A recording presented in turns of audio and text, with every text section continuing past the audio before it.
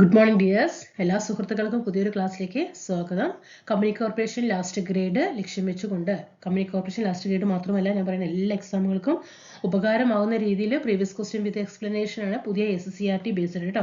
അതിന്റെ സെറ്റ് 6ലേക്ക് എല്ലാ കൂട്ടുകാർക്കും സ്വാഗതം. നമുക്ക് ക്ലാസ്സിലേക്ക് കിടക്കാം. ഓക്കെ, അപ്പൊ നമ്മൾ 24 ക്വസ്റ്റ്യന്റെയും പുതിയ SCERT ബേസ് ചെയ്തിട്ട് ആ ടോപ്പിക്കുമായി ബന്ധപ്പെട്ട് ഡീപ്പായിട്ട് നമ്മൾ പഠിച്ചു കഴിഞ്ഞിട്ടുണ്ട്. ഇനി നമുക്ക് നോക്കാം. 25ാമത്തെ ക്വസ്റ്റ്യനിലേക്ക് എത്തിയിരിക്കുകയാണ്. ഇന്ത്യൻ സമ്പദ് വ്യവസ്ഥയുടെ നട്ടെല്ല് എന്നറിയപ്പെടുന്ന പ്രദേശം ഏതാണ്? ഇന്ത്യൻ സമ്പദ് വ്യവസ്ഥയുടെ നട്ടെല്ല് എന്നറിയപ്പെടുന്നത് ഉത്തര മഹാസമതലമാണ്. അപ്പൊ പുതിയ SCERT ഉത്തര മഹാസമതലത്തെ കുറിച്ചിട്ട് എന്തൊക്കെയാണ് പറഞ്ഞിരിക്കുന്നത് നമുക്ക് നോക്കാം. നോക്കുക കേട്ടോ. എങ്ങനെയാണ് ഉത്തര മഹാസമതലത്തിലെ ജനജീവിതം എന്ന് പറയുന്നത്? കണ്ടോ, ഉത്തരേന്ത്യൻ സമതലത്തിലെ ഒരു നഗരപ്രദേശമാണ് ഇവിടെ കൊടുത്തിരിക്കുന്നത്. ഫലഭൂയിഷ്ടമായ എക്കൽ മണ്ണ്, നിരപ്പ്, ഇങ്ങനെയൊക്കെ സ്റ്റേറ്റ്മെന്റ് വരും കേട്ടോ. ഉത്തര മഹാസമതലത്തിന്റെ പ്രത്യേകത ഫലഭൂയിഷ്ടമായ എക്കൽ മണ്ണും നിരപ്പാർന്ന ഭൂപ്രകൃതിയും എപ്പോഴും നീരൊഴുക്കുള്ള നദികളും അനുയോജ്യമായിട്ടുള്ള കാലാവസ്ഥയും തുടങ്ങിയവ ഉത്തര മഹാസമതലത്തിന്റെ സവിശേഷതകളാണ്. നമ്മുടെ രാജ്യത്തിന്റെ മൊത്തം ഭൂവിസ്തൃതി നമ്മുടെ രാജ്യത്തിന്റെ മൊത്തം ടോട്ടൽ എടുക്കുന്ന സമയത്ത് എത്രയായിരിക്കും? 1/4 ഭാഗത്തിനും താഴെയാണ് ഉത്തരേന്ത്യൻ സമതലത്തിന്റെ വിസ്തീർണം എന്ന് പറയുന്നത്. നമ്മുടെ രാജ്യത്തിന്റെ മൊത്തം ഭൂവിസ്തൃതിയുടെ 1/4 ഭാഗത്തിനും, ഇപ്പൊ 100% എടുക്കുമ്പോൾ അതിന്റെ 4 ഭാഗം എന്ന് പറയുമ്പോൾ എത്രയാണ്? 25 അല്ലെ? 4/1 ഭാഗം എന്ന് പറയുന്നത് എത്രയാ? 4/1 അല്ലെ? 4/1 എന്ന് പറയുമ്പോൾ 25ലും താഴെയാണ് എന്ത് പറയുന്നത് നമ്മുടെ ഉത്തരേന്ത്യൻ സമതലത്തിന്റെ വിസ്തീർണം. എന്നാൽ ഈ മഹാസമതലമാണ് ഇന്ത്യയുടെ മൊത്തം ജനസംഖ്യയുടെ പകുതിയിലേറെയും ഉൾക്കൊള്ളുന്നത്. മനസ്സിലാകുന്നുണ്ടോ നിങ്ങൾക്ക്? അപ്പൊ ഇവിടെ നമുക്ക് കൺഫ്യൂഷൻ വരും അല്ലെ? ഇന്ത്യൻ സമ്പദ് വ്യവസ്ഥയുടെ നട്ടെല്ലാണ് ഉത്തരേന്ത്യൻ മഹാസമതലം എന്ന് പറയുന്നു. പക്ഷെ മൊത്തം ഭൂവിസ്തൃതിയുടെ 1/4 ഉള്ളൂ എന്നും പറയുന്നു അല്ലെ? 1/4 ഭാഗത്തിനും താഴെയാണ് അല്ലെ? 1 ഭാഗമില്ല, അതിനും താഴെയാണ് എന്നും പറയുന്നുണ്ട് അല്ലെ? പക്ഷെ എന്താ പ്രത്യേകത? ഇന്ത്യയുടെ മൊത്തം ജനസംഖ്യയുടെ പകുതിയിലേറെയും, ഇപ്പൊ 100% മൊത്തം ജനസംഖ്യയുടെ എടുക്കുമ്പോ അതിൽ 50ൽ ഏറെയും എന്താണ്? 50%ത്തിലേറെയും ഉൾക്കൊള്ളുന്നത് എവിടെയാണ്? ഉത്തര മഹാസമതലത്തിലാണ്. കാർഷിക മേഖലയെ അടിസ്ഥാനമാക്കിയിട്ടുള്ള ഇന്ത്യയുടെ സമ്പദ് വ്യവസ്ഥയെ പടുത്തുയർത്തുന്നതിൽ നിർണായക പങ്കാണ് ഉത്തരേന്ത്യൻ സമതലങ്ങൾക്ക്, അതായത് വടക്കൻ സമതലങ്ങൾക്ക് ഉള്ളത്. അപ്പൊ ഇവിടെ കൃഷി ചെയ്യുന്നത് എന്തൊക്കെയാണ്? ഗോതമ്പുണ്ട്, നെല്ല്, ചണം, കരിമ്പ് തുടങ്ങിയ വ്യത്യസ്ത വിളകൾ വ്യാപകമായിട്ട് ഇവിടെ കൃഷി ചെയ്യപ്പെടുന്നുണ്ട്. ജലസേചനത്തിന്റെ സഹായത്തോടെ, നമ്മൾ ഇവിടെ നേരത്തെ പറഞ്ഞ കൃഷിക്ക് അനുയോജ്യമായിട്ടുള്ള പ്രദേശമാണ് അല്ലെ? എപ്പോഴും നീരൊഴുക്കുണ്ട്, നല്ല എക്കൽ മണ്ണാണ്, നല്ല നിരപ്പാർന്ന ഭൂപ്രകൃതിയാണ്, മലനിരകളല്ല അല്ലെ? അപ്പൊ അതുകൊണ്ട് തന്നെ എന്താണത്? കൃഷിക്ക് അനുയോജ്യമാണ്. ജലസേചനത്തിന്റെ സഹായത്തോടെ അതിവിപുലമായിട്ടുള്ള കൃഷി രീതി ഈ മഹാസമതലത്തെ ഇന്ത്യയുടെ ധാന്യപ്പുരയാക്കിയിട്ട് മാറ്റി. അപ്പൊ ഇന്ത്യയുടെ ധാന്യപ്പുര, ഇന്ത്യൻ സമ്പദ് വ്യവസ്ഥയുടെ നട്ടെല്ല് എന്നൊക്കെ അറിയപ്പെടുന്നത് ഉത്തരേന്ത്യൻ സമതലമാണ്. ഇന്ത്യയുടെ ധാന്യപ്പുര, ഇന്ത്യൻ സമ്പദ് വ്യവസ്ഥയുടെ നട്ടെല്ല് എന്നൊക്കെ അറിയപ്പെടുന്നത് ഉത്തരേന്ത്യൻ സമതലമാണ്. താർ മരുഭൂമി എവിടെയാണ്? രാജസ്ഥാനിലാണ് അല്ലെ? ആ താർ മരുഭൂമി ഒഴികെയുള്ള സമതലത്തിന്റെ മുഴുവൻ ഭാഗങ്ങളിലും റോഡുകളുടെയും റെയിൽപാതകളുടെയും അതിവിപുലമായിട്ടുള്ള ശൃംഖല ഉണ്ട്. ഇത് വലിയ തോതിലുള്ള വ്യവസായവൽക്കരണത്തിലേക്ക്, നമുക്കറിയാം അല്ലെ? ഒരു പ്രൊഡക്ഷൻ ഉൽപ്പാദിപ്പിച്ചു കഴിഞ്ഞാൽ അത് എന്ത് ചെയ്യണം? അങ്ങോട്ടും ഇങ്ങോട്ടും അല്ലെ? വ്യവസായവൽക്കരണത്തിലേക്ക് എത്തണമെങ്കിൽ നല്ല രീതിയിൽ അവിടെ എന്ത് വേണം? റോഡും റെയിലും വേണം അല്ലെ? അപ്പൊ അതുകൊണ്ട് തന്നെ ഈ ഭാഗത്തിൽ അല്ലെ, താർ മരുഭൂമി ഒഴിച്ചുള്ള മറ്റ് ഭാഗങ്ങളിലെല്ലാം ഉത്തരേന്ത്യൻ സമതലത്തിൽ എന്തുണ്ട്? നല്ല നല്ല റോഡുകളും റെയിൽപാതകളും ഉണ്ട്. അതുകൊണ്ട് ഇത് എന്താണ്? വ്യവസായവൽക്കരണത്തിലേക്കും നഗരവൽക്കരണത്തിലേക്കും ഈ പ്രദേശത്തെ നയിക്കുന്നതിന് കാരണമായി. ഇനി ഖാരിഫ്, റാബി, സെയ്ദ് എന്നിങ്ങനെ 3 വ്യത്യസ്ത കാർഷിക കാലങ്ങളിലായിട്ടാണ് ഉത്തരേന്ത്യൻ സമതലങ്ങളിൽ വിവിധ ഇനം വിളകൾ കൃഷി ചെയ്യുന്നത്. നമ്മൾ പഠിച്ചു ഇന്ത്യൻ സമ്പദ് വ്യവസ്ഥയുടെ നട്ടെല്ല്, ഇന്ത്യയുടെ ധാന്യപ്പുര എന്നൊക്കെ അറിയപ്പെടണമെങ്കിൽ എന്ത് ചെയ്യുന്നുണ്ട്? ഉത്തരേന്ത്യൻ മഹാസമതലത്തിൽ 3 രീതിയിലുള്ള കാർഷിക രീതികളാണ്. 1 ഖാരിഫ്, 2 റാബി, 3 സെയ്ദ് എന്നിങ്ങനെ 3 വ്യത്യസ്ത കാർഷിക കാലങ്ങളിലായിട്ടാണ് ഉത്തരേന്ത്യൻ ഉത്തരേന്ത്യൻ സമതലങ്ങളിൽ വിവിധ ഇനം വിളകൾ കൃഷി ചെയ്യുന്നത്. നോക്കേ, തെക്കു പടിഞ്ഞാറൻ മൺസൂൺ കാലത്തിനോട് ചേർന്ന് വരുന്ന കാർഷിക കാലമാണ് ഖാരിഫ് എന്ന് പറയുന്നത് അല്ലെ. തെക്കു പടിഞ്ഞാറൻ മൺസൂൺ അല്ലെ, അതായത് ജൂണിൽ തുടങ്ങിയിട്ട് സെപ്റ്റംബർ വരെ മാസത്തിലാണ് ഏത് പറയുന്നത് തെക്കു പടിഞ്ഞാറൻ മൺസൂൺ. എന്താ തെക്കു പടിഞ്ഞാറൻ മൺസൂണിന്റെ പ്രത്യേകത? നമ്മൾ കഴിഞ്ഞ ക്ലാസ്സിൽ പഠിച്ചതാണ് അല്ലെ. നല്ല രീതിയിൽ മഴ ലഭിക്കുന്ന സമയമാണ് ഇത് തെക്കു പടിഞ്ഞാറൻ മൺസൂൺ, അതായത് ജൂൺ ടു സെപ്റ്റംബറിൽ അല്ലെ. ശൈത്യകാലത്തിന്റെ വരവോടുകൂടി സെപ്റ്റംബർ കഴിഞ്ഞാൽ അറിയാൻ തണുപ്പ് വരാൻ തുടങ്ങിയില്ലേ, അതോടുകൂടി ആരംഭിക്കുന്നതാണ് ഏത് റാബി എന്ന് പറയുന്നത്. അത് കഴിഞ്ഞ് വേനൽക്കാലത്ത്, നല്ല വേനൽക്കാലത്താണ് ഏത് ആരംഭിക്കുന്നത്, വേനൽക്കാലത്ത് ആരംഭിക്കുന്നതാണ് ഇത് സെയ്ദ് എന്ന് പറയുന്നത്. അപ്പൊ തെക്കു പടിഞ്ഞാറൻ മൺസൂൺ കാലത്ത് ഖാരിഫും, ശൈത്യകാലത്ത് റാബി വിളയും, വേനൽക്കാലത്ത് ഏതാണ് സെയ്ദ് വിളയുമാണ് ആരംഭിക്കുന്നത് അല്ലെ. ഇനി നോക്കിക്കേ, ബോക്സ് ഒന്നായിട്ട് പഠിക്കണേ. ഖാരിഫ് തന്നിട്ടുണ്ട് ജൂൺ മുതൽ സെപ്റ്റംബർ വരെ. ഉഷ്ണമേഖലാ വിളകളായ നെല്ല്, പരുത്തി, ചണം പഠിച്ചു വെക്കണേ. ഇത് എപ്പോഴും ചോദിക്കും. ഖാരിഫ് വിളകൾക്ക് ഉദാഹരണം ഏത്, റാബി വിളകൾക്ക് ഉദാഹരണം ഏത്, സെയ്ദ് വിളകൾക്ക് ഉദാഹരണം ഏത്, ഇത് എപ്പോ ഏത് മാസങ്ങളിൽ ചെയ്യുന്നു, ഏത് കാലാവസ്ഥയിൽ ചെയ്യുന്നു, ഇതിന്റെ പ്രത്യേകതകൾ എന്താണ്, എന്നും ചോദ്യങ്ങൾ വരുന്ന ഒരു ഏരിയ ആണ്. അപ്പൊ ഖാരിഫ് എന്ന് പറയുന്നത് തെക്കു പടിഞ്ഞാറൻ മൺസൂൺ കാലത്ത് ജൂൺ മുതൽ സെപ്റ്റംബർ വരെയാണ്. ഏതൊക്കെയാണ് ഖാരിഫ് കാലത്ത് ചെയ്യുന്ന വിളകള്? നെല്ല് അല്ലെ, നെല്ല് ചെയ്യും, പരുത്തി കൃഷി ചെയ്യും, ചണമുണ്ട്, ബജ്റ, തുവര മുതലായവയാണ്. എന്നാൽ റാബി ഒക്ടോബർ മുതൽ മാർച്ച് വരെയാണ് അല്ലെ. മിതോഷ്ണ ഉപോഷ്ണ വിളകളായത്, ഈ ഒരു വാക്ക് ശ്രദ്ധിക്കണം, ഇത് ചോദിച്ചിട്ടുണ്ട് കേട്ടോ, അത് ഒരു വാക്ക് തന്നെ ചോദിച്ചിട്ടുണ്ട്. റാബി വിളകളുടെ പ്രത്യേകത എങ്ങനെയാണ്? മിതോഷ്ണ ഉപോഷ്ണ വിളകളായിട്ടുള്ള ഗോതമ്പ്, പയറുവർഗ്ഗങ്ങൾ, കടുക് വർഗ്ഗങ്ങൾ, ബാർലി അല്ലെ. എങ്ങനെയാണ് നമ്മൾ കോഡിടുക? പയർ ഗോ ബാക്ക് എന്ന് പറയില്ലേ, പയർ ഗോ ബാക്ക്. എന്താണ് ഇവിടെ പറഞ്ഞു അല്ലെ, പയർ വർഗ്ഗങ്ങൾ, ഗോതമ്പ്, ബാർലി, കടുക് അല്ലെ. അപ്പൊ അതെന്താണ് റാബി വിളകൾക്ക് ഉദാഹരണമാണ്. ഇനി സെയ്ദ് ഏപ്രിൽ മുതൽ ജൂൺ വരെ, നല്ല വേനൽക്കാലത്ത് അല്ലെ. പച്ചക്കറികളും പഴങ്ങൾ, കാലിത്തീറ്റ മുതലായവയാണ് കേട്ടോ. പച്ചക്കറികളും പഴങ്ങളും അതേപോലെ തന്നെ കാലിത്തീറ്റ കാലിത്തീറ്റ അതൊന്ന് പഠിച്ചു വെക്കണേ, ഇതൊരു കൺഫ്യൂഷൻ വരാൻ പാടില്ല. ഇത് പുതിയ SSCRT വന്നിട്ടുള്ള ഒരു പോയിന്റ് ആണ്. കാലിത്തീറ്റ മുതലായവ സാധാരണ പഴയ SSCRT പഴങ്ങൾ, പച്ചക്കറികൾ എന്ന് മാത്രമേ കൊടുത്തിട്ടുള്ളൂ. കൂടെ ശ്രദ്ധിക്കുക, കാലിത്തീറ്റയും എന്ത് വിളകൾക്ക് ഉദാഹരണമാണ്, കാർഷിക കാലത്തിന് ഉദാഹരണമാണ്, സെയ്ദിന് ഉദാഹരണമാണ്. ഇനി ഉത്തരേന്ത്യൻ സമതലങ്ങളിൽ കൃഷി ചെയ്യുന്ന പ്രധാന വിളകൾ ഏതൊക്കെയെന്ന് മനസ്സിലാക്കി അല്ലെ.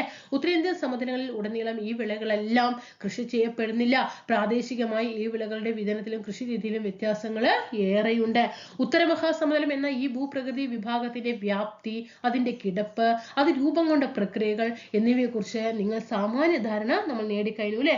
ജലസമൃദ്ധി കൊണ്ടും ഫലസമൃദ്ധി കൊണ്ടും സവിശേഷമായ ഈ ഭൂപ്രകൃതിക്ക് ഇന്ത്യയിലെ സംസ്കാരം രൂപപ്പെടുത്തുന്നതിൽ ഗണ്യമായ പങ്കുണ്ട്. ഇന്ന് നമ്മുടെ ഇന്ത്യ എന്ന് പറയുന്ന ഒരു മഹാരാജ്യം, ഇന്ന ഒരു കൾച്ചറാണ് എന്നൊക്കെ നമ്മൾ പറയാറുണ്ട് അല്ലെ. ആ കൾച്ചർ രൂപപ്പെടുത്തുന്നതിൽ അത്യധികം പ്രാധാന്യമുള്ള ഒരു മേഖല ഏത് തന്നെയാണ്? ഉത്തരേന്ത്യ മഹാസമുദ്രത്തിന് ഗണ്യമായ പങ്കുണ്ട്. രാജ്യത്തിന്റെ കാർഷിക സമ്പദ് വ്യവസ്ഥയുടെ നട്ടെല്ലായി നിലകൊള്ളുന്നതിലൂടെ ഭക്ഷ്യസുരക്ഷ എന്ന സുപ്രധാനമായ ഉത്തരവാദിത്തമാണ് ഈ ഭൂപ്രകൃതി വിഭാഗം ഏറ്റെടുക്കുന്നത്. അതായത് ദാരിദ്ര്യം കൂടാതെ കഴിഞ്ഞു പോകുന്നതിൽ ഏറ്റവും പ്രധാന പങ്ക് വഹിക്കുന്നത് ഏത് സമതലമാണ്? ഉത്തരേന്ത്യൻ സമതലമാണ്. സമതലമേകുന്ന സഞ്ചാര വിനിമയ സൗകര്യങ്ങൾ സഹസ്രാബ്ദങ്ങൾ മുമ്പ് മുതൽക്കേ ജനങ്ങളുടെ വ്യാപനത്തിനും ഇടപഴകലിനും കളമൊരുക്കിയിട്ടുണ്ട്. അതിലൂടെ രൂപപ്പെട്ട മിശ്ര ബഹുസ്വര സംസ്കാരമാണ് ഇന്നത്തെ ഇന്ത്യയുടെ ശക്തിയും സൗന്ദര്യം. തമിഴ്നാട് തീരത്ത് ഏറ്റവും കൂടുതൽ മഴ ലഭിക്കുന്നത് ഏത് മൺസൂണിൽ നിന്നാണ്? തമിഴ്നാട് തീരത്ത് ഏതിലാണ്? വടക്ക് കിഴക്കൻ മൺസൂണിൽ നിന്നാണ്. കേരളത്തിൽ ഏറ്റവും കൂടുതൽ മഴ ലഭിക്കുന്നത് എവിടെ നിന്നാണ്? ഇതാണ് കേട്ടോ. ഇപ്പൊ എനിക്ക് തന്നെ ഇവിടെ മിസ്റ്റേക്ക് വന്നത് കണ്ടോ. ഇപ്പൊ നമ്മള് വീട്ടിന്റെ ഉള്ളിൽ ഇരുന്ന് ക്ലാസ് എടുത്തിട്ടാണ് ഇപ്പൊ എനിക്ക് തെറ്റു പറ്റിയത്. അപ്പൊ നമ്മൾ എക്സാം ഹാളിൽ എങ്ങനെയായിരിക്കും? അപ്പൊ ഇവിടെ എന്താ? തെക്കു പടിഞ്ഞാറൻ മൺസൂൺ ആണ് അല്ലെ. തെക്കു പടിഞ്ഞാറൻ മൺസൂണിലാണ് കേരളത്തിൽ ഏറ്റവും കൂടുതൽ മഴ ലഭിക്കുന്നത്. എങ്കിൽ വടക്ക് കിഴക്കൻ മൺസൂണിലാണ് തമിഴ്നാട് തീരത്ത് ഏറ്റവും കൂടുതൽ മഴ ലഭിക്കുന്നത് കേട്ടോ. എങ്കിൽ നമുക്ക് വടക്ക് കിഴക്കൻ മൺസൂൺ കാലത്തെ കുറിച്ചിട്ടും തെക്ക് കിഴക്കൻ മൺസൂൺ കാറ്റിനെ കുറിച്ചിട്ടും കാലത്തെ കുറിച്ചിട്ടും നമുക്ക് നോക്കാം. എന്താണ് വടക്ക് കിഴക്കൻ മൺസൂൺ കാലം എന്ന് പറയുന്നത്? വടക്ക് കിഴക്കൻ മൺസൂൺ കാലം ഏറ്റവും കൂടുതൽ മഴ ലഭിക്കുന്നത് എവിടെയെന്ന് പറഞ്ഞ തമിഴ്നാട് അല്ലെ. സൂര്യന്റെ ദക്ഷിണാർദ്ധ ഗോളത്തിലേക്കുള്ള, ശ്രദ്ധിക്കണേ, സൂര്യന്റെ ദക്ഷിണത ഇവിടെ കൊടുത്തിട്ടുണ്ട്. സൂര്യൻ നമുക്കറിയാം ഇത് എവിടെയാണ്? ഇത് ഇവിടെ ഉത്തരാർദ്ധ ഗോളമാണ് അല്ലെ. ഇത് ഉത്തരാർദ്ധ ഗോളമാണ്. ഇതാണ് ഏതാണ് ദക്ഷിണാർദ്ധഗോളം എന്ന് പറയുന്നത്. അപ്പൊ നോക്കിക്കേ, സൂര്യന്റെ ആ വരുന്ന രീതി ഇവിടെ പിക്ചർ കൊടുത്തിട്ടുണ്ട് അല്ലേ, ഇവിടെ ആ ഒരു രീതി കൊടുത്തിരിക്കുന്നത് കേട്ടോ. അപ്പോ സൂര്യന്റെ ദക്ഷിണാർദ്ധഗോളത്തിലേക്കുള്ള അയനം മൂലം, ഈ പിക്ചർ ഒന്ന് മനസ്സിൽ വെക്കണേ, വടക്ക് കിഴക്കൻ മൺസൂൺ ആണ്. വടക്ക് കിഴക്കൻ മൺസൂൺ എപ്പോഴും ദക്ഷിണാർദ്ധഗോളത്തിലേക്കാണ്. അയനം മൂലം ഉത്തരേന്ത്യൻ സമതലത്തിൽ നിന്നും നിലനിന്നിരുന്ന ന്യൂനമർദ്ദ മേഖല ക്രമേണ തെക്കോട്ട് പിൻവാങ്ങുന്നു. മൺസൂണിന്റെ പിൻവാങ്ങൽ കാലം എന്ന് വിശേഷിപ്പിക്കപ്പെടുന്ന, അപ്പൊ മൺസൂണിന്റെ പിൻവാങ്ങൽ കാലം എന്നറിയപ്പെടുന്നത് ഏതാണ്? മൺസൂണിന്റെ പിൻവാങ്ങൽ കാലം ഏതാണ്? വടക്ക് കിഴക്കൻ മൺസൂൺ ആണ്. മൺസൂണിന്റെ പിൻവാങ്ങൽ കാലം എന്ന് വിശേഷിപ്പിക്കപ്പെടുന്ന ഈ കാലത്ത് ഉത്തരേന്ത്യൻ സമുദ്ര പ്രദേശത്ത് ഉച്ചമർദ്ദ മേഖല രൂപപ്പെടുകയും ഇവിടെ നിന്ന് ഇന്ത്യൻ മഹാസമുദ്രത്തിലേക്ക് കാറ്റ് വീശുകയും ചെയ്യുന്നു. ഇവിടെ കൊടുത്തിട്ടുണ്ട്, പിക്ചർ കൊടുത്തിട്ടുണ്ട് കണ്ടോ. നമ്മുടെ ഇന്ത്യൻ മഹാസമുദ്രത്തിലേക്ക് നമുക്ക് അല്ലെ എന്ത് ചെയ്യാണ്, കാറ്റുകള് വീശുന്ന ഒരു പ്രക്രിയ ഇവിടെ കാണിച്ചിട്ടുണ്ട്. ഓക്കെ, കാറ്റ് വീശുകയും ചെയ്യുന്നു. ഈർപ്പരഹിതമായ ഈ കാറ്റ് വടക്ക് കിഴക്ക് ദിശയിൽ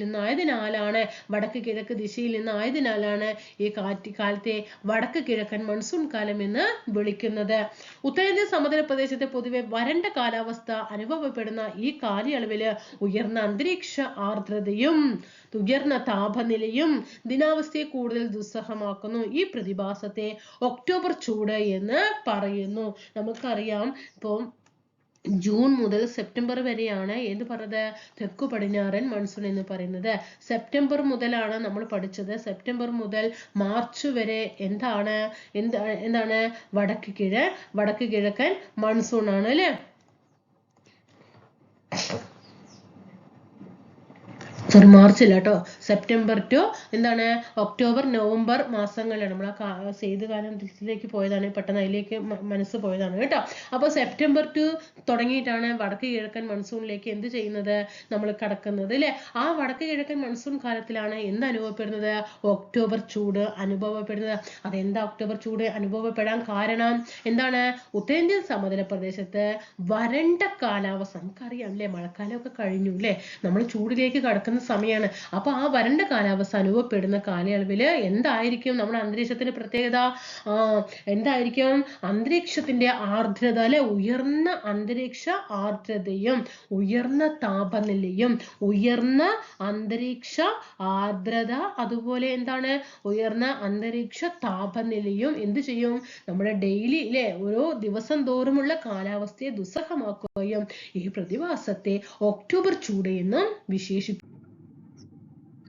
ഇനി എന്താ തെക്കു പടിഞ്ഞാറൻ മൺസൂൺ കാറ്റുകൾ എന്ന് പറയുന്നത്? ഇവിടെ സൂചിതാണ്, ഈ ഒരു ആരോ മാർക്കിൽ കൊടുത്തിട്ടുണ്ട്. ആ ആരോ മാർക്കിലുള്ള നിങ്ങൾ ശ്രദ്ധിക്കണം കണ്ടോ. ഇതൊക്കെയാണ് തെക്കു പടിഞ്ഞാറൻ മൺസൂൺ കാറ്റുകൾ എന്ന് പറഞ്ഞിട്ടുണ്ട്. പർവ്വത നിരകളെ ഈ ബ്രൗൺ കളറിൽ പറഞ്ഞിട്ടുണ്ട്. ഇനി ഈ യെല്ലോ കളറിലുള്ള ഈ ഭാഗങ്ങളാണ് എന്തു പറയുന്നത്, ഉത്തര മഹാസമതലം, ഉത്തരേന്ത്യൻ സമതലം എന്ന് പറയുന്നത്. സുന്ദരവനം എവിടെ മുതൽ എവിടം വരെയാണ് തെക്കു, നോക്കിക്കേ ശ്രദ്ധിക്കണേ. സുന്ദരവനം ഡെൽറ്റ പ്രദേശത്തിലൂടെ കരയിലെ പ്രവേശിക്കുന്ന ബംഗാൾ ഉൾക്കടൽ ശാഖ രണ്ട് ഉപശാഖകളായിട്ട് പിരിയുന്നു അല്ലെ. ബംഗാൾ ഉൾക്കടൽ ശാഖ എങ്ങനെയാണ്? രണ്ട് ഉപശാഖകളായിട്ട് പിരിയുകയാണ്. ബംഗാൾ ഉൾക്കടൽ ശാഖ, ഇതാണ് ബംഗാൾ ഉൾക്കടൽ ശാഖ. ഇത് എന്ത് ചെയ്യുകയാണ്? രണ്ടായിട്ട് എന്ത് ചെയ്യാണ്? ഉപശാഖയായിട്ട് മാറുകയാണ്. ഒന്ന് കിഴക്ക് ദിശയിൽ ബ്രഹ്മപുത്ര സമതലത്തിൽ പ്രവേശിക്കുന്നു അല്ലെ. ബ്രഹ്മപുത്ര സമതലത്തിൽ പ്രവേശിച്ച് വൻതോതിൽ മഴ നൽകുന്നു. ഓക്കെയാണോ? അപ്പൊ ബ്രഹ്മപുത്ര സമതലത്തിൽ പ്രവേശിക്കുകയും നല്ല രീതിയിൽ മഴ ലഭിക്കുകയും ചെയ്യുന്നു. ഇനി പടിഞ്ഞാറ് ദിശയിൽ ഗംഗാ സമതലത്തിലേക്ക് പ്രവേശിക്കുന്ന ഉപശാഖയാകട്ടെ പശ്ചിമ ബംഗാൾ, ബീഹാർ, ഉത്തർപ്രദേശ്, ഡൽഹി എന്നിവിടങ്ങളിൽ മഴ നൽകി മുന്നേറുന്നു. ഇത് അരാവലി പർവ്വതനിരയ്ക്ക് സമാന്തരമായി നീങ്ങുന്ന അറബിക്കടൽ ശാഖയുമായി പഞ്ചാബ് സമതലത്തിൽ വെച്ച് കൂടിച്ചേരുകയും ആ കൂടിച്ചേരുകയും പടിഞ്ഞാറൻ ഹിമാലയത്തിന്റെ അടിവാര മേഖലയിൽ വരെ മഴ എത്തിക്കുകയും ചെയ്യുന്നു. അപ്പൊ സുന്ദരവനം ഡെൽറ്റ പ്രദേശത്തിലൂടെ കരയിലേക്ക് പ്രവേശിക്കുന്ന ബംഗാൾ ഉൾക്കടൽ ശാഖ ബ്രഹ്മപുത്ര നദിയിലേക്ക് പ്രവേശിച്ചിട്ട് വൻതോതിൽ മഴ ലഭിക്കും. എന്നാൽ ഇത് പടിഞ്ഞാറോട്ട് വന്നിട്ട് അറബിക്കടൽ ശാഖയുമായി ബന്ധപ്പെടുമ്പോൾ അവിടെ ഗംഗാ സമതലത്തിലേക്ക് പ്രവേശിച്ച് പശ്ചിമ ബംഗാൾ, ബീഹാർ, ഉത്തർപ്രദേശ്, ഡൽഹി എന്നിവിടങ്ങളിലൊക്കെ പ്രദേശങ്ങളിലൊക്കെ മഴ നൽകി മുന്നേറും. ഇപ്പോൾ അരാവലി പർവ്വതനിരയ്ക്ക് സമാന്തരമായിട്ടാണ് ഇത് നീങ്ങുന്നത്. അത് അറബിക്കടൽ ശാഖയുമായിട്ട് പഞ്ചാബ് സമതലത്തിൽ വെച്ചിട്ട് എന്ത് ചെയ്യുകയാണ് കൂടിച്ചേരുകയും പടിഞ്ഞാറൻ ഹിമാലയത്തിന്റെ അടിവാര മേഖലയിൽ വരെ മഴ എത്തിക്കുകയും ചെയ്യും. നമുക്കറിയാം തെക്കു പടിഞ്ഞാറൻ മൺസൂണിലാണ് ധാരാളം മഴ ലഭിക്കുന്നത് അല്ലേ. ഇന്ത്യയുടെ മാനക രേഖാംശം എത്രയാണ്? ഇന്ത്യയുടെ മാനക രേഖാംശം എത്രയാണ്?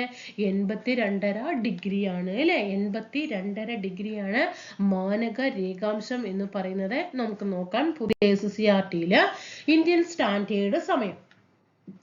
ഇന്ത്യയിൽ എങ്ങനെയാണ് മാനക സമയം കണക്കാക്കുന്നത്? മാനക സമയം നമ്മൾ എത്രയാ പറഞ്ഞത്? 82.5 ഡിഗ്രി എന്ന് പറഞ്ഞു.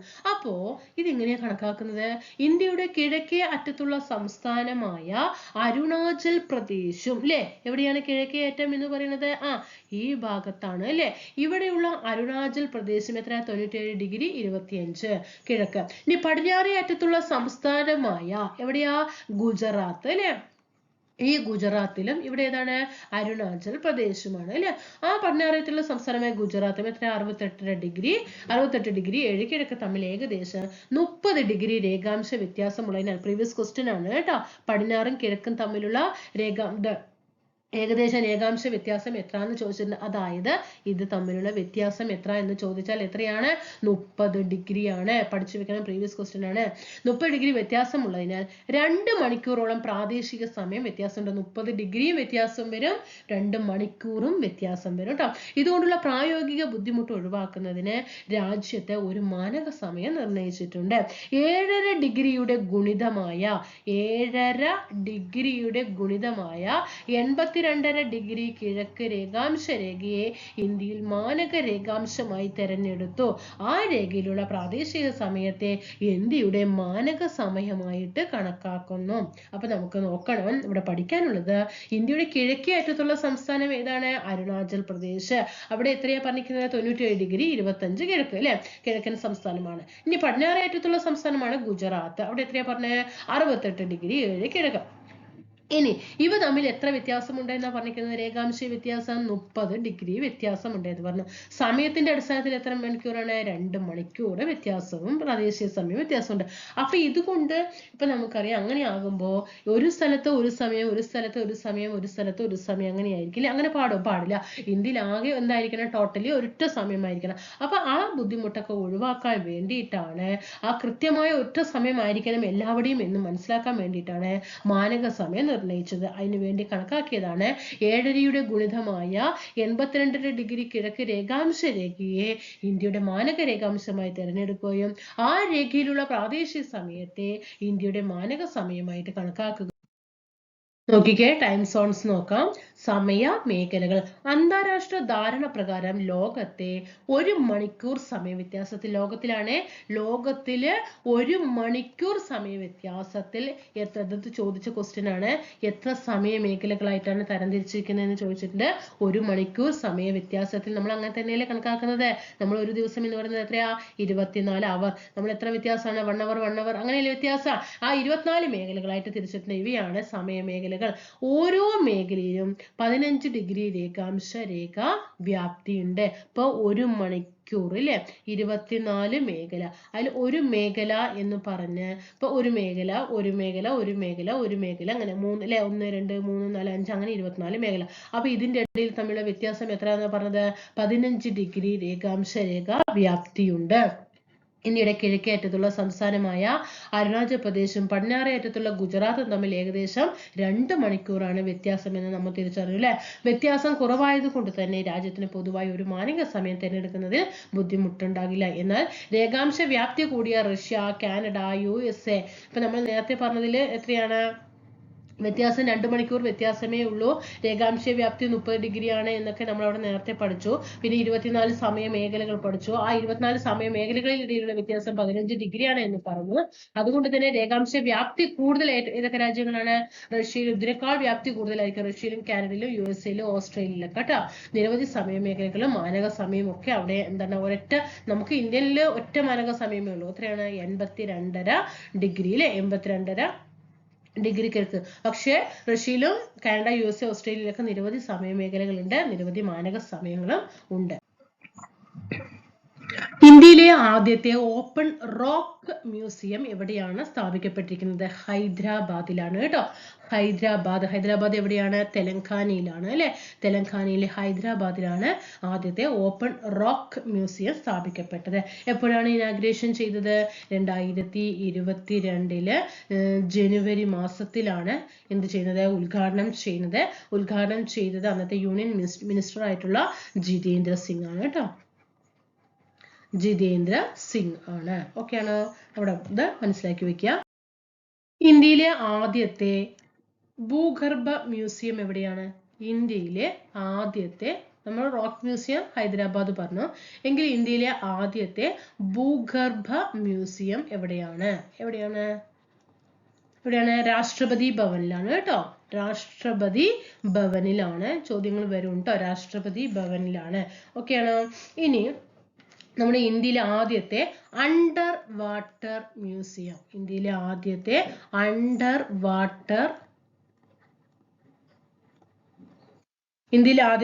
വാട്ടർ മ്യൂസിയം എവിടെയാണ്? മഹാരാഷ്ട്രയില് INS ഗുൽദാറിന് ചുറ്റുമാണ് കേട്ടോ. INS ഗുൽദാർ, മഹാരാഷ്ട്രയിലെ INS ഗുൽദാറിന് ചുറ്റുമായിട്ടാണ് ഇന്ത്യയിലെ ആദ്യത്തെ അണ്ടർ വാട്ടർ മ്യൂസിയവും അതുപോലെ കൃത്രിമമായിട്ടുള്ള പവിഴപ്പുറ്റും നിർമ്മിക്കുന്നത് അവിടെയാണ് കേട്ടോ. അത് പഠിക്കണം. ഇനി നമ്മുടെ ഇന്ത്യയിലെ ആദ്യത്തെ അന്തർവാഹിനി മ്യൂസിയം എവിടെയാണ്? ഇന്ത്യയിലെ ആദ്യത്തെ അന്തർവാഹിനി മ്യൂസിയം എവിടെയാണ്? വിശാഖപട്ടണത്തിലാണ് കേട്ടോ.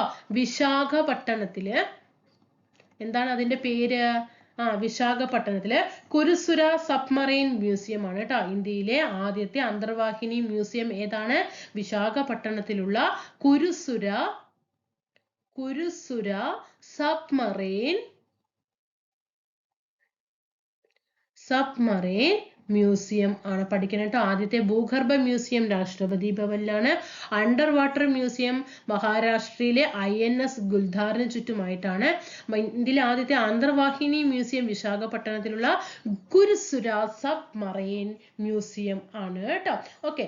ഇനി ഇന്ത്യയിലെ ആദ്യത്തെ ബഹിരാകാശ മ്യൂസിയം,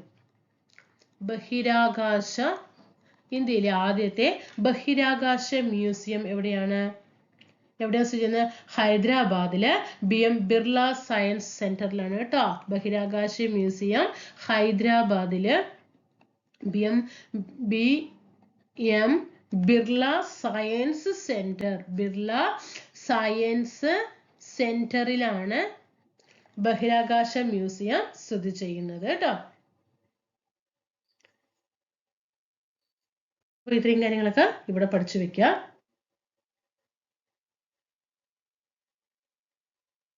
ഇനി ആദ്യത്തെ സയൻസ് മ്യൂസിയം വേണമെങ്കിൽ ഒന്ന് നോക്കി വെച്ചോ കേട്ടോ. സയൻസ് മ്യൂസിയം, ഇന്ത്യയിലെ ആദ്യത്തെ സയൻസ് മ്യൂസിയം, സയൻസ് അല്ല, ശാസ്ത്രമാണ്. ഇന്ത്യയിലെ ആദ്യത്തെ ശാസ്ത്ര മ്യൂസിയം എവിടെയാണ്? കൊൽക്കത്തയിലാണ് കേട്ടോ. ശാസ്ത്ര മ്യൂസിയം കൊൽക്കത്തയിലെ ഏതാണ്? Birla industrial and technological museum ആണ്. BITM കേട്ടോ. BITM കൊൽക്കത്തയിലാണെന്നുള്ളത് മനസ്സിലാക്കി വെക്കുക കേട്ടോ. ഇനി ഇന്ത്യയിലെ ആദ്യത്തെ ജൈവ വൈവിധ്യ മ്യൂസിയം ഏതാണ്?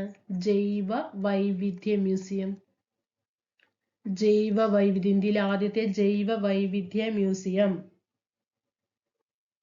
അത് നമ്മുടെ കേരള സംസ്ഥാന ജൈവ വൈവിധ്യ ബോർഡാണ് ആദ്യമായിട്ട് എന്ത് ചെയ്യുന്നത്? സ്ഥാപിക്കുന്നത്. നമ്മുടെ കേരളത്തിനാണ് അതിന്റെ ക്രെഡിറ്റ്. ജൈവ വൈവിധ്യ മ്യൂസിയം 2018 ജൂൺ മാസം 5-ാം തീയതിയാണ്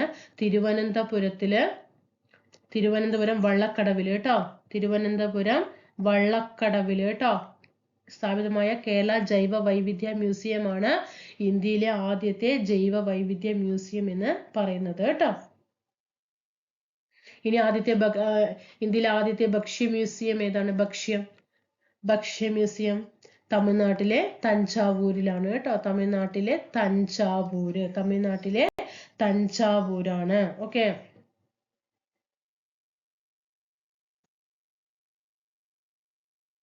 ഇനി നമ്മുടെ ഇന്ത്യയിലെ ആദ്യത്തെ ഡിജിറ്റൽ മ്യൂസിയം ഏതാണ്? ഇന്ത്യയിലെ ആദ്യത്തെ ഡിജിറ്റൽ മ്യൂസിയം അഭയ് പ്രഭാവന കേട്ടോ. അഭയ് പ്രഭാവന എവിടെയാണെന്നറിയോ? മഹാരാഷ്ട്രയിലെ പൂനെയിലാണ് കേട്ടോ. മഹാരാഷ്ട്രയിലെ പൂനെയിലാണ്. പശ്ചിമഘട്ടവും പൂർവ്വഘട്ടവും സന്ധിക്കുന്ന പ്രദേശം ഏതാണ്? നീലഗിരി കുന്നുകളാണ് പശ്ചിമഘട്ടവും പൂർവ്വഘട്ടവും സന്ധിക്കുന്നത്. പുതിയ SSCERT കൊടുത്തിരിക്കുന്നത് നമുക്ക് നോക്കാം. ഇവിടെ ഡക്കാൻ പീഠഭൂമി നോക്കിക്കേ. പശ്ചിമഘട്ടം പൂർവ്വഘട്ടം എന്നീ മലനിരകൾക്കിടയിലായി സത്പുര പർവ്വതത്തിന് തെക്കുള്ള വിശാല പീഠഭൂമി പ്രദേശമാണ് ഡക്കാൻ പീഠഭൂമി എന്ന് പറയുന്നത്. പഠിച്ചു വെച്ചോളണം. പശ്ചിമഘട്ടം അല്ലെ, പശ്ചിമഘട്ടം അതുപോലെ പൂർവ്വഘട്ടം അല്ലെ, ഈ മലനിരകൾക്ക് ഇടയിലായിട്ടാണ് ഏത്? സത്പുര പർവ്വതം അല്ലെ. എന്താണ്? സത്പുരയാണ്. വിന്ധ്യ അല്ല, സത്പുര പർവ്വതത്തിന് തെക്ക് ഭാഗത്തുള്ള വിശാല പീഠഭൂമി പ്രദേശമാണ് ഡക്കാൻ പീഠഭൂമി.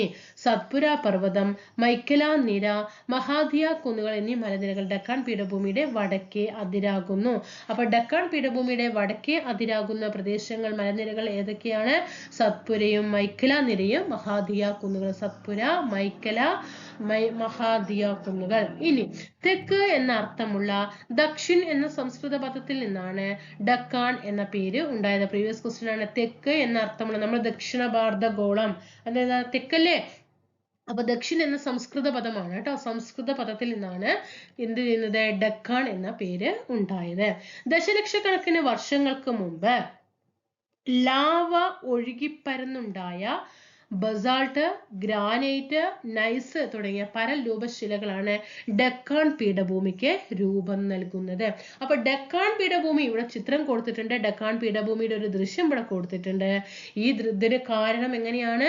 ദശലക്ഷക്കണക്കിന് വർഷങ്ങൾക്ക് മുമ്പ് ലാവ ഒഴുകി പരന്നുണ്ടായ ഏതൊക്കെയാണ്? ബസാൾട്ട് അല്ലെ, basalt, granite, nice. Basalt, granite, nice തുടങ്ങിയ പരൽ രൂപശിലകളാണ് ഡക്കാൻ പീഠഭൂമിക്ക് രൂപം നൽകുന്നത്.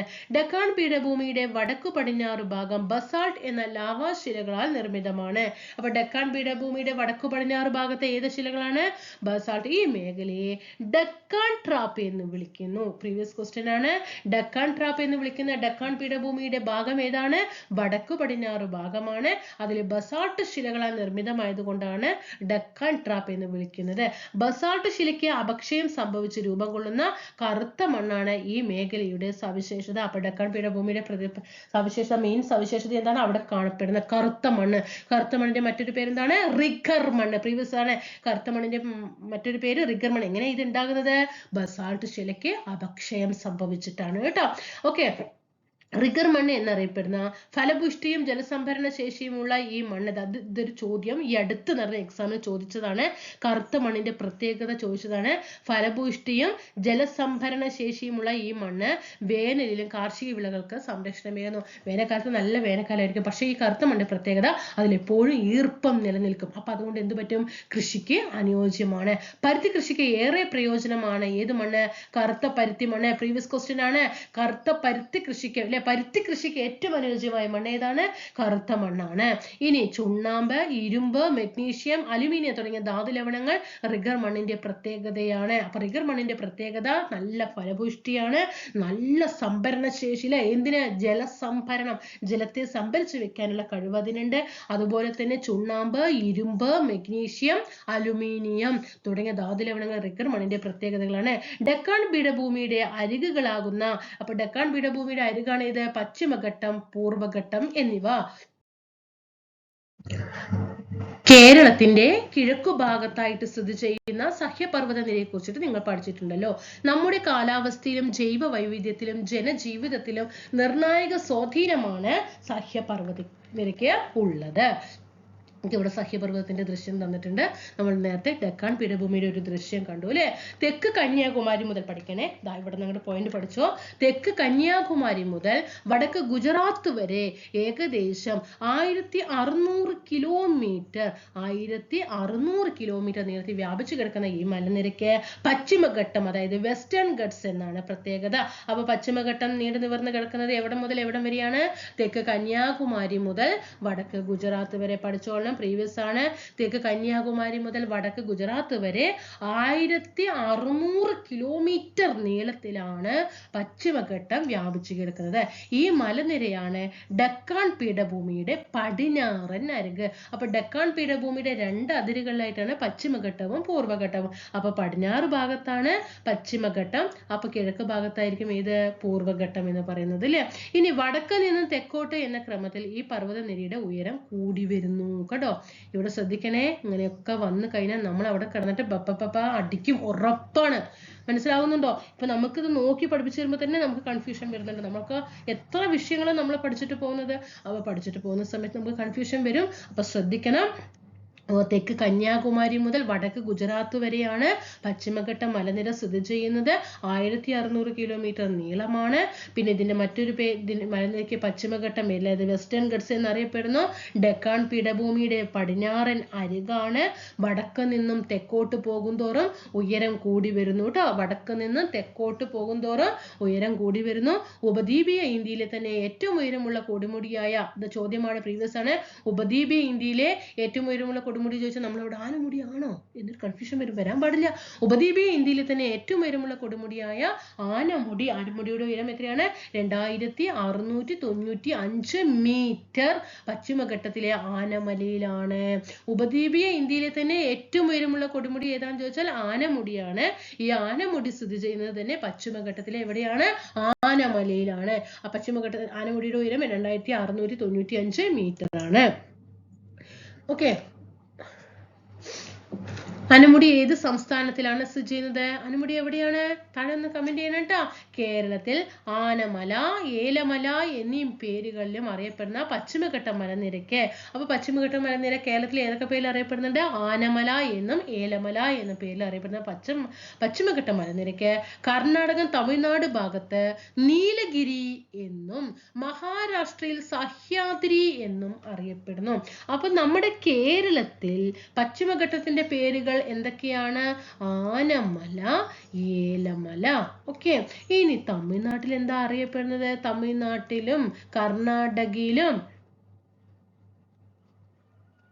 തമിഴ്നാട്ടിലും കർണാടകയിലൊക്കെ ഏത് പേരിലാണ് അറിയപ്പെടുന്നത്? ഏതിലാണ്? നീലഗിരി എന്നാണ് അല്ലെ, നീലഗിരിയാണ്. ഇനി മഹാരാഷ്ട്രയിൽ എന്ത് പേരിലാണ് അറിയപ്പെടുന്നത്? സഹ്യാദ്രി എന്നും അറിയപ്പെടുന്നു. തമിഴ്നാട്ടിലെ നീലഗിരിയിൽ ഉൾപ്പെട്ട ദോഡബേട്ട 2637 മീറ്റർ ഈ മേഖലയിലെ മറ്റൊരു പ്രധാനപ്പെട്ട കൊടുമുടിയാണ്. അപ്പൊ നമ്മള് പശ്ചിമഘട്ടത്തിൽ നമ്മൾ പറഞ്ഞത് കേരളത്തിലെ ഏറ്റവും ഉയരം കൂടിയ കൊടുമുടി, ഉപദ്വീപീയ ഇന്ത്യയിലെ ഏറ്റവും ഉയരം കൂടിയ കൊടുമുടി, ഇതൊക്കെ ഏതാണ്? ആനമുടിയാണ്. കേരളത്തിലെ ഏറ്റവും ഉയരം കൂടിയ കൊടുമുടി ആനമുടി, ഉപദ്വീപീയ ഇന്ത്യയിലെ ഏറ്റവും ഉയരം കൂടിയ കൊടുമുടി ആനമുടി. ഇത് രണ്ടും സ്ഥിതി ചെയ്യുന്നത്, ഇത് രണ്ടുമല്ല, ഈ ആനമുടി സ്ഥിതി ചെയ്യുന്നത് എവിടെയാണ്? പശ്ചിമഘട്ടത്തിലാണ് എന്ന് പറഞ്ഞു അല്ലെ. അപ്പൊ ഓക്കെ, എങ്കിൽ തമിഴ്നാട്ടിലെ നീലഗിരി നിരയിൽ കാണപ്പെടുന്ന ഒരു കൊടുമുടിയാണ് ദോഡബേട്ട. തമിഴ്നാട്ടില് കേട്ടോ, ദോഡബേട്ട 2637. നമ്മൾ ആനമുടി എത്രയാ പറഞ്ഞേ? 2695 പറഞ്ഞു അല്ലെ. 2637 മീറ്റർ ആണ് ആർക്ക്? തമിഴ്നാട്ടിലെ നീലഗിരിയിൽ ഉൾപ്പെട്ട ദോഡബേട്ട. അതും ഈ പശ്ചിമഘട്ട മേഖലയിലെ പ്രധാനപ്പെട്ട കൊടുമുടിയാണ്. അപ്പൊ ആനമല, ഏലമല എന്ന് കേരളത്തിൽ അറിയപ്പെടുന്നത് പശ്ചിമഘട്ടമാണ്. കർണാടകയിലും തമിഴ്നാട്ടിലും അറിയപ്പെടുന്ന പശ്ചിമഘട്ടം ഏതാണ്? നീലഗിരി എന്നാണ്. മഹാരാഷ്ട്രയിൽ സഹ്യാദ്രി എന്നാണ്.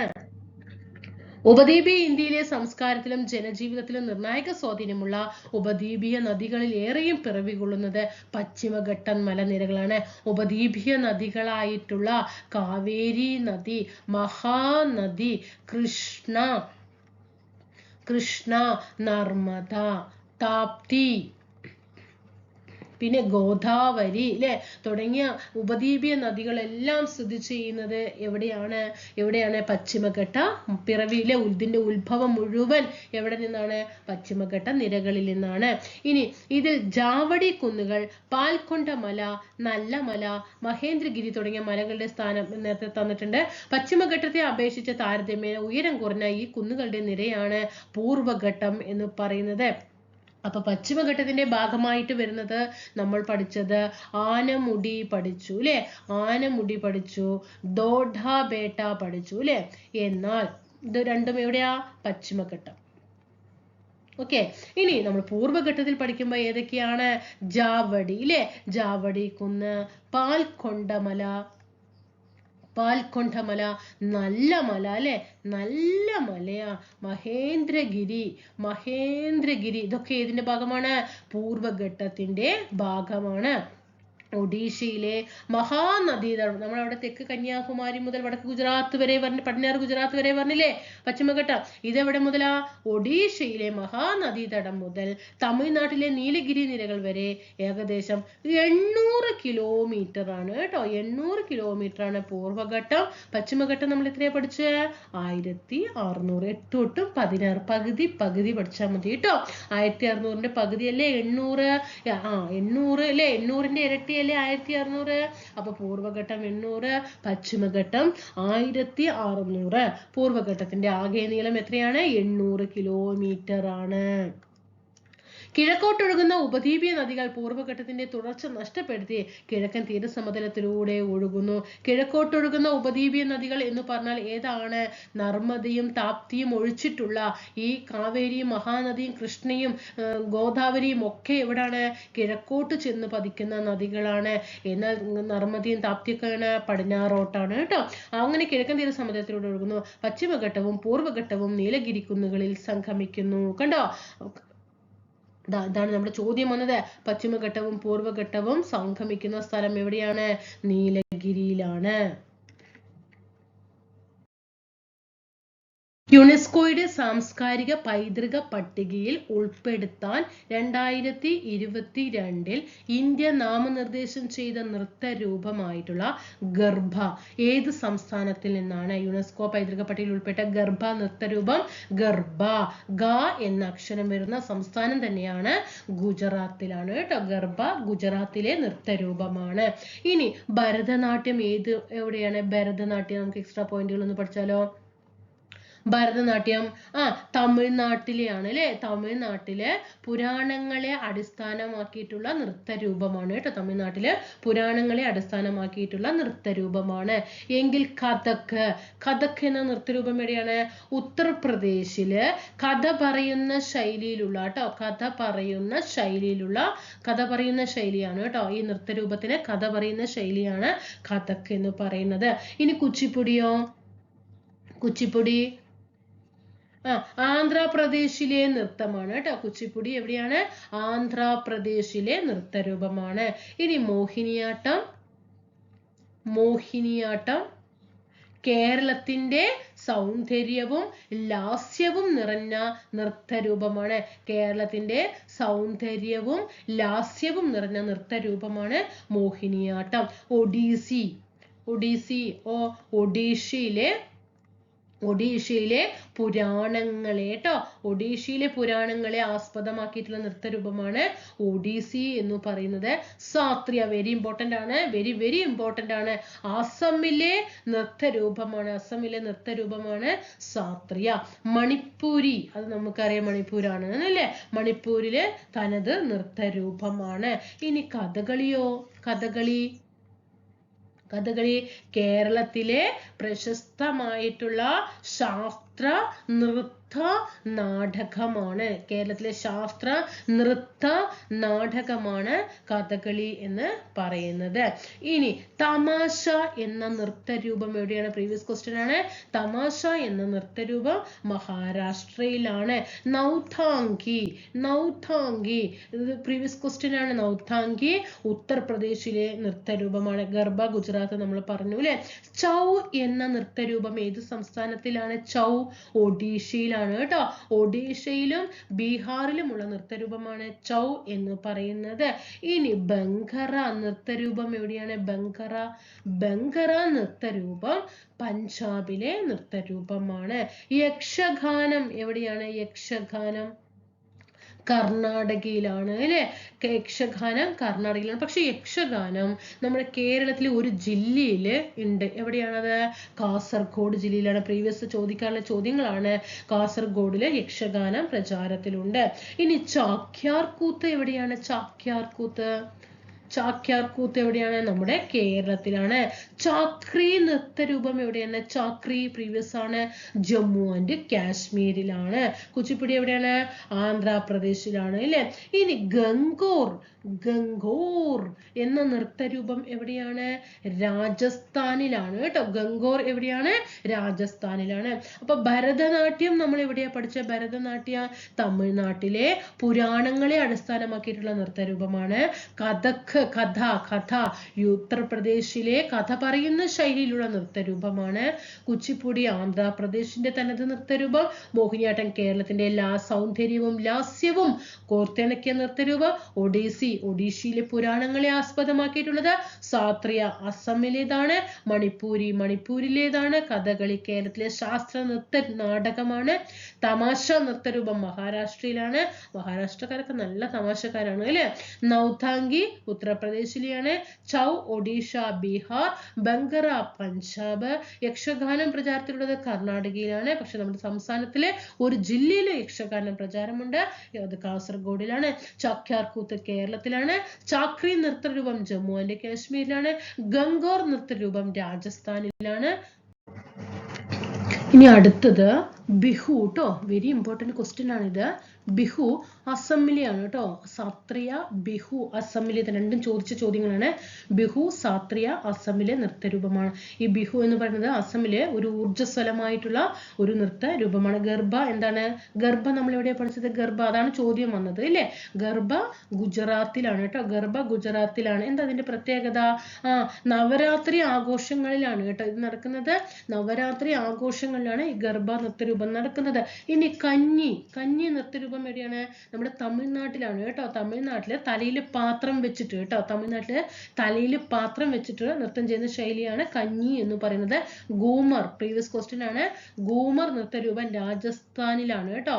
എന്താ അതിന്റെ പ്രത്യേകത? ഈ ഗൂമർ നൃത്തത്തിന്റെ രാജസ്ഥാനിലെ സൈനിക കൃത്യതയോടെയുള്ള സംഘനൃത്തം. സൈനിക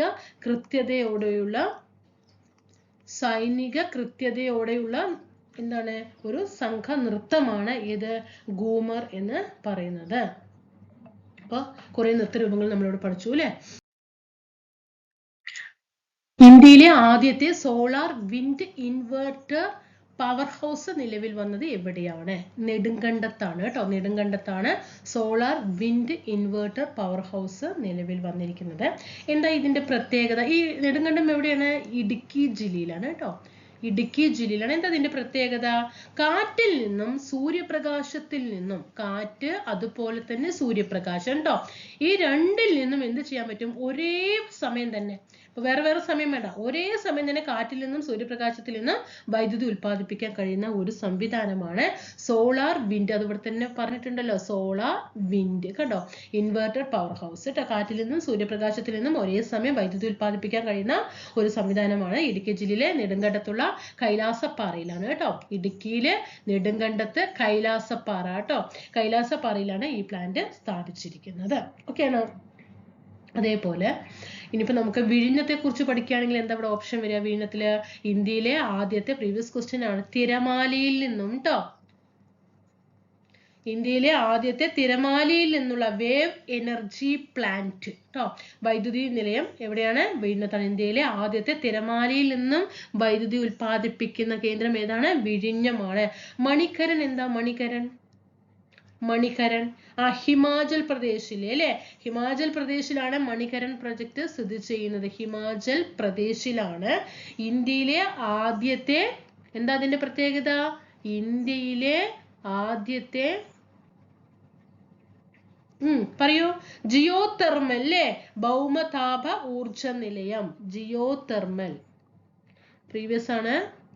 ജിയോ തെർമൽ അല്ലെങ്കിൽ ഭൗമതാപ ഊർജ നിലയമാണ് സ്ഥിതി ചെയ്യുന്നത്. എവിടെയാണ്? ഹിമാചൽ പ്രദേശിലാണ്. ഇനി എന്താണ് മുംബൈ ഹൈയുടെ പ്രത്യേകത? മുംബൈ ഹൈ ഇന്ത്യയിലെ പ്രധാനപ്പെട്ട ഓഫ് ഷോർ പെട്രോളിയം ഖനന മേഖലയാണ്. ഓഫ് ഷോർ ഇന്ത്യയിലെ പ്രധാനപ്പെട്ട ഓഫ് ഷോർ പെട്രോളിയം ഖനന മേഖലയാണ് എന്ത് പറയുന്നത്? മുംബൈ ഹൈ എന്ന് പറയുന്നത് കേട്ടോ. എങ്ങനെയാണ് നിങ്ങൾക്ക് ക്ലാസ്സുകളൊക്കെ ഇഷ്ടപ്പെടുന്നുണ്ടോ? എന്തെങ്കിലും തെറ്റുകളുണ്ടെങ്കിൽ താഴെ ചൂണ്ടിക്കാണിക്കണം കേട്ടോ. നിങ്ങൾക്ക് നല്ല രീതിയിലുള്ള നിങ്ങളുടെ അഭിപ്രായങ്ങളും അറിയിക്കാം. തീർച്ചയായിട്ടും നിങ്ങളുടെ വിമർശനങ്ങളും അനുസരിച്ച് മാത്രമേ ഞാൻ ക്ലാസ് മുന്നോട്ട് കൊണ്ടുപോകുള്ളൂ. ക്വസ്റ്റ്യനും വിത്ത് എക്സ്പ്ലനേഷൻ പുതിയ SCERT ബേസ്ഡ് ആണ്. നമ്മൾ ഇത്രയും ഇപ്പോൾ ജോഗ്രഫി ഒക്കെ എടുത്തു തന്നത് പുതിയ SCERT ബേസ് ആക്കിയിട്ടാണ്. എങ്ങനെയുണ്ട് ക്ലാസ്സിൽ എന്ന് തീർച്ചയായിട്ടും നിങ്ങളുടെ അഭിപ്രായങ്ങൾ നല്ല രീതിയിൽ തന്നെ പോസിറ്റീവ് ആണെങ്കിലും നെഗറ്റീവ് ആണെങ്കിലും താഴെ കമൻറ്റ് ചെയ്തിട്ട് അറിയിക്കാൻ വിനീതമായിട്ട് അഭ്യർത്ഥിക്കുകയാണ്. അതേപോലെ തന്നെ നമ്മുടെ ചാനൽ സബ്സ്ക്രൈബ് ചെയ്യാതെ കാണുന്നുണ്ടെങ്കിൽ തീർച്ചയായിട്ടും സബ്സ്ക്രൈബ് ചെയ്ത് സപ്പോർട്ട് ചെയ്യണം കേട്ടോ. അതേപോലെ ലൈക്ക് ചെയ്യണം. പരമാവധി കൂട്ടുകാരിലും ഗ്രൂപ്പുകളിലും ഒക്കെ ഷെയർ ചെയ്ത് കൊടുത്തിട്ടൊന്ന് സപ്പോർട്ട് ചെയ്യുക. വീഡിയോ കാണുമ്പോൾ ഹൈപ്പ് കൊടുക്കുക. ടെലിഗ്രാമിലൊക്കെ ജോയിൻ ചെയ്യുക. ഇത്രയും മാത്രം നിങ്ങളുടെ ₹1 പൈസ മുതൽ മുടക്കില്ലാതെ നിങ്ങൾക്ക് എന്നെ സപ്പോർട്ട് ചെയ്യാൻ പറ്റിയ ഒരേ ഒരു കാര്യങ്ങൾ ഇതൊക്കെ തന്നെയാണ്. അപ്പോൾ തീർച്ചയായിട്ടും സപ്പോർട്ട് ചെയ്യുക. അപ്പോൾ നമുക്ക് അടുത്ത ക്ലാസ്സിൽ വീണ്ടും കാണാം. ബൈ.